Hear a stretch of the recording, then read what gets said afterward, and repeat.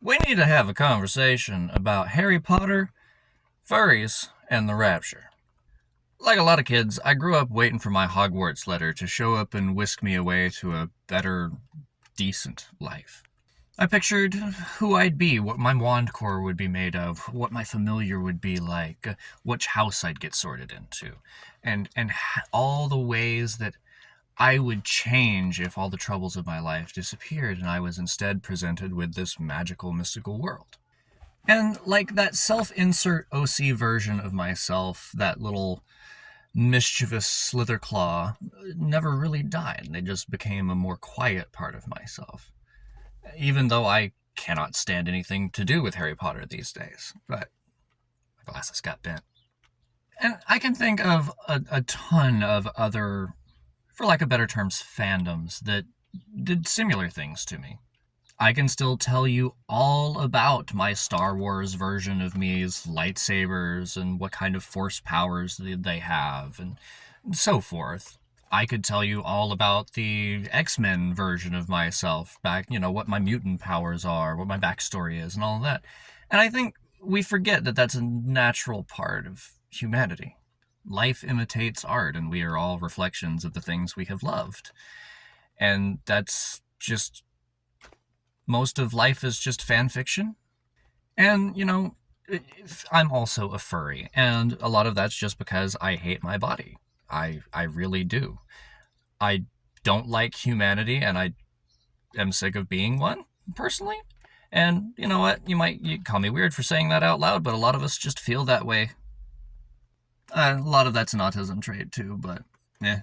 My point is, so many of us just wish we would just wake up in our fursona's body instead of the one that we're dragging around every day. And we all keep our fingers crossed that, maybe tomorrow they'll invent the gene therapy. And you know what? That's okay. That is, just like a lot of the things that humans do, a coping mechanism for being stuck in a life that we don't like. Because if we didn't have a coping mechanism to help us deal with being in the life we don't like, being constantly aware of the fact that this life does not make me happy would torment us and tear us apart. And that's why a lot of people do. I mean, no hate on anybody who wants to self-exit, but also, be aware of what you're leaving behind, because remainders hate division. But I digress. I think that's one thing that a lot of people forget about the whole trans thing, is, it's just another way to step into your persona, who you want to be, not who you're stuck being. And, modifying my body to fit closer to that's no different than dyeing my hair, piercing, my skin, tattoos. It's my temple. I am the god to which it is dedicated, and I will decorate it as I please.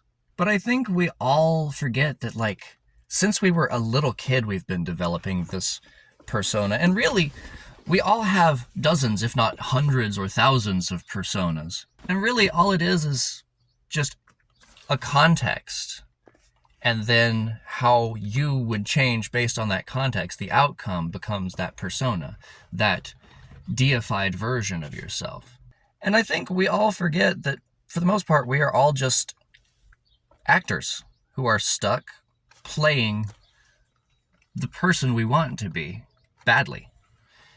And, more or less, the fandom or whatnot, the lens through which you do that, through which you develop a facet of your overall persona, my Harry Potter sona or my fursona, those contexts are just the stage or the TV show or whatever in which you're playing that character. It adds to your portfolio as an actor, and it adds to the collective character that everybody imagines in your mind. Their mind. For example, when I say Johnny Depp, you probably picture this weird amalgamation of everything you've ever seen Johnny Depp play in. And your idea of Johnny Depp is based off of the characters you've seen him play, not off of who he really is underneath. Shout out to him, though. He's a great human being. But we all have so many personas. Who would I be if I won the lottery tomorrow? I don't think America's ready to talk about the fact that we all have lotterysonas, right? But where I'm going with this is a core part of the evangelical identity is the rapture. this context, this big event that comes in and changes things and mystically sweeps all of their problems away. Just like getting your Hogwarts letter, just like winning the lottery, just like them inventing the gene therapy or waking up in your fursona's body. I mean, right down to the Baptist, like I grew up around, when they're saved, they're born again and they get a new name. And I have asked them, how is that any different from transitioning? But we really need to start making fun of them for their Rapture sonas. Anyway, I've decided that my Rapture sona is this ghost of, since they're all dead people, it's got to be a ghost. So I'm this ghost of an old English hunter, Reginald Lexington Quackenbush III. Picture the guy from Jumanji, the hunter, the one with Robin Williams, the good one. But yeah, that guy is a ghost angel. That's my Rapture sona. That's my new name. Anyway, send this to piss off a Christian if you'd like. Or, a conservative. Same thing. Because let's be real, anybody that actually follows Jesus isn't on the conservative side. And anybody that has to announce that they're a Christian doesn't really, because a lion never has to tell you it's a lion. You just look at it and know.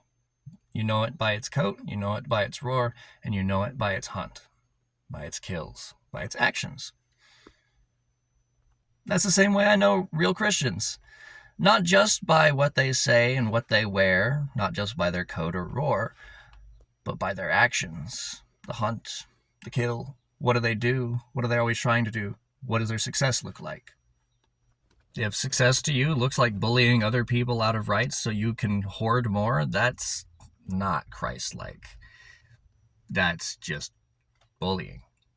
And y'all forget Jesus snatched up a whip and taught bullies a thing or two. Anyway, I just really wanted to come on here and talk about Rapture sonas for a moment because that's an angle I don't think anybody's talked about, and it really just needs to be said.